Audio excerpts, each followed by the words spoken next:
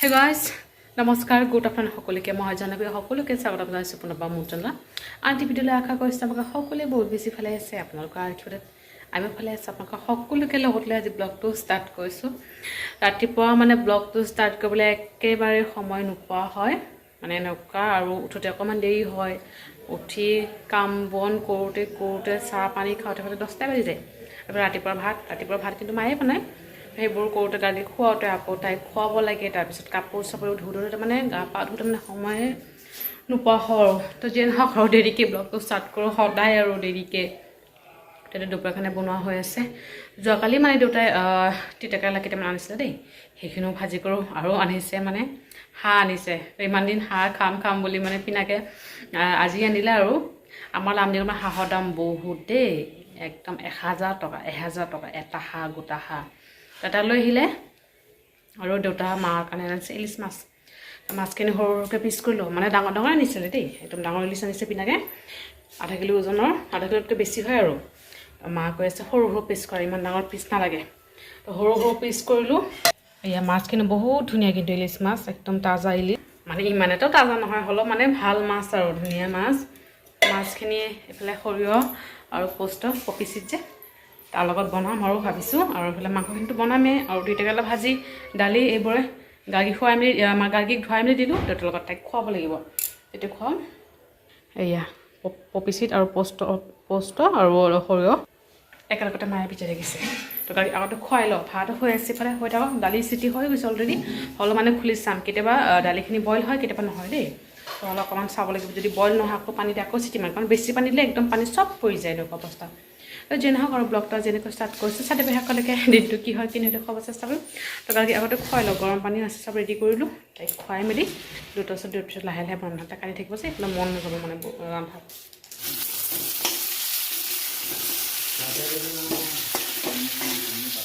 যাব লাগে তিতাকেৰেলা ভাজি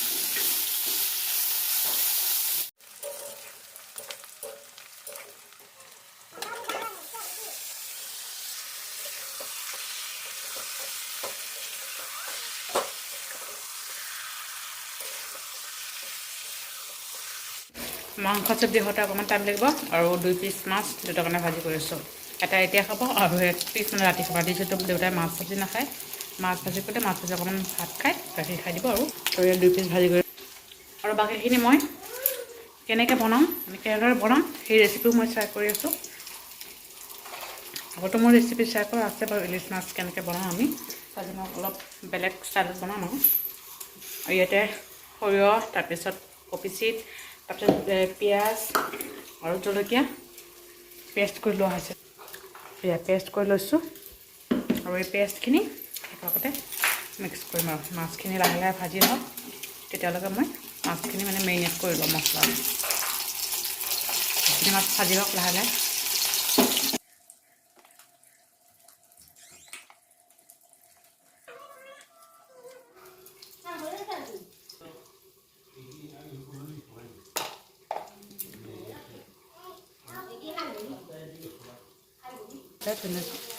মেৰিনেট কৰিলোঁ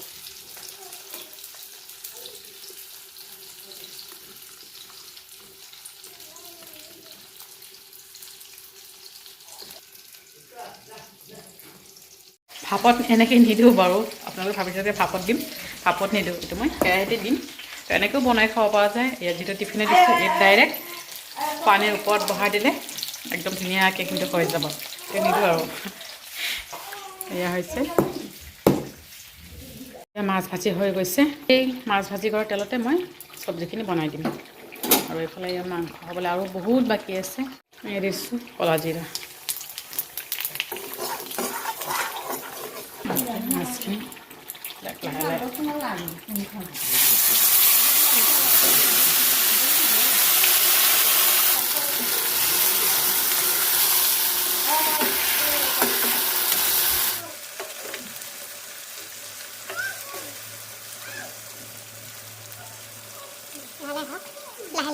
বেছি লৰচৰ কৰিলে মানে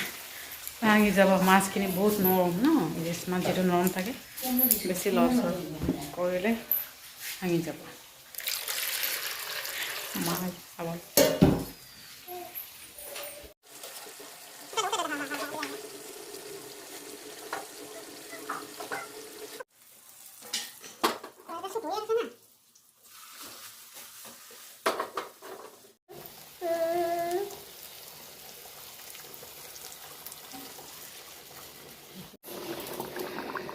হৈ আছে উতলাই আছে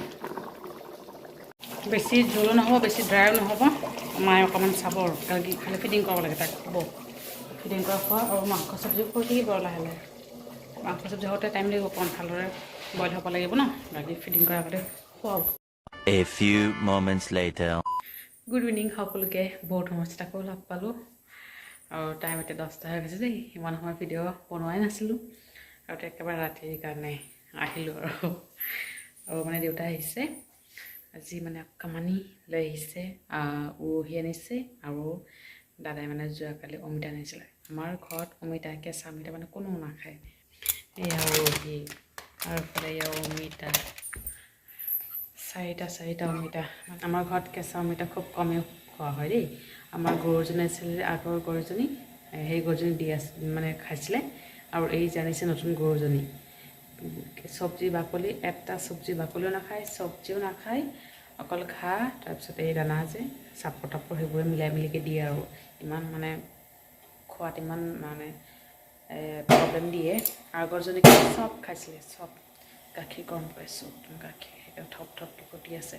তো অকল ৰাতিৰ কাৰণে বনাইছোঁ ভাত দেউতাৰ মাংস চব্জি আছে তো মায়ে অকণমান আলু বইল কৰিব দিছে দেই মাংসৰ কাৰণে আলু কাটিছিলোঁ যে এক টুকুৰা পিচ আছে আৰু এক টুকুৰা এই আৰু এই মায়ে কৈছে যে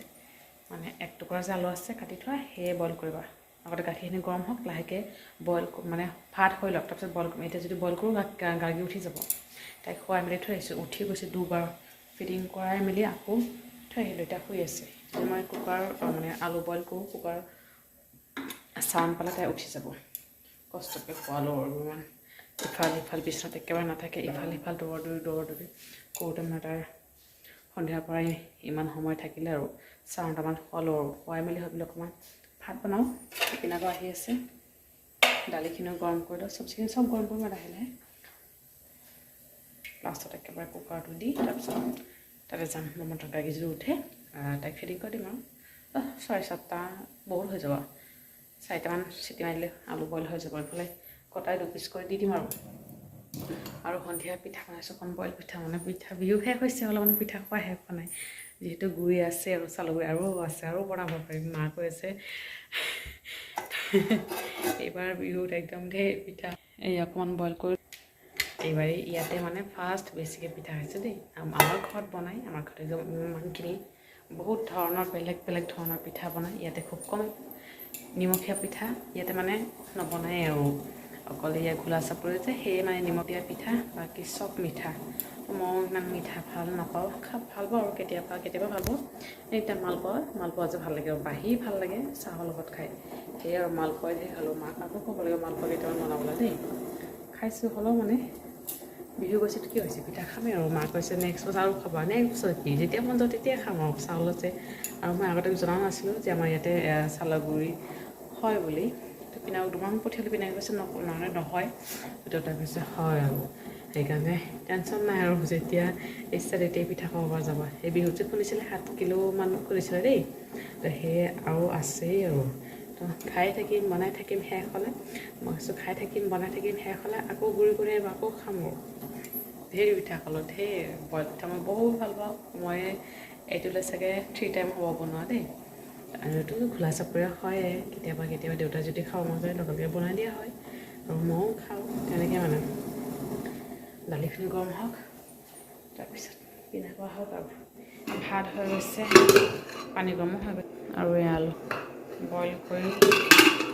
মানে বহাই থৈ যাওঁ আমাৰ গাৰ্গী যদি উঠি যায় চাউণ্ড পাই বহাই থৈ লওঁ আৰু আমাৰ গাৰ্গী চাওঁ ৱাছটো চাওঁ পাল্টি উল্টি খাই ক'ত গৈছে হওক তেতিয়ালৈকে আমি ইয়াতে থাকোঁ দাদা মানে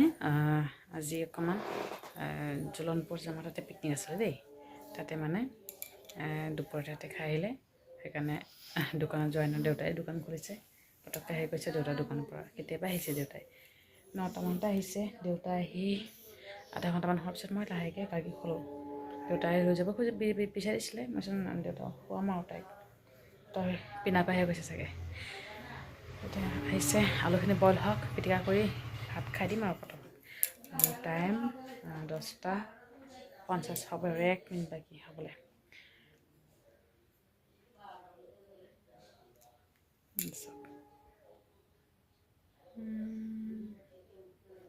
তো যি নহওক ব্লগটো যেতিয়া সামৰিছোঁ ভিডিঅ'টো পালে লাইক কৰিব আৰু কমেণ্ট কৰি জনাব কেনেকুৱা হৈছে আৰু চেনেলটো ছাবস্ক্ৰাইব কৰিবলৈ কেতিয়াও নাপাহৰিব